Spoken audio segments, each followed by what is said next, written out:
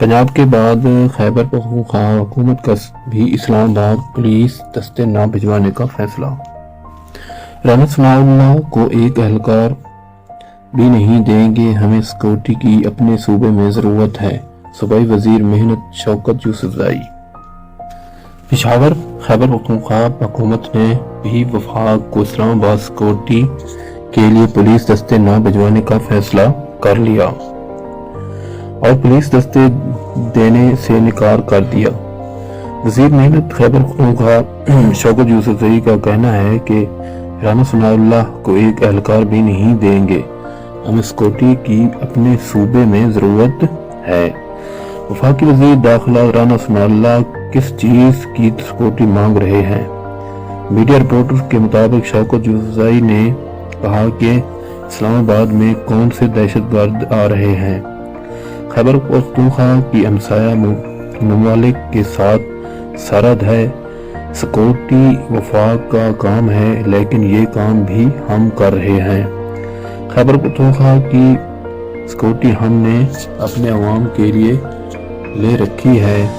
इस्लामाबाद में अगर एहतजाज होता है तो पहले भी बहुत हो चुके हैं। उनका कहना था कि राना सनाउल्लाह ने शहबाज शरीफ के साथ मिलकर मॉडल टाउन में जो कि दोबारा ये करना चाहते हैं। काबिल-ए-इज़्ज़त पंजाब हुकूमत ने इस्लामाबाद में पंजाब पुलिस की नफरी न भिजवाने का फैसला किया।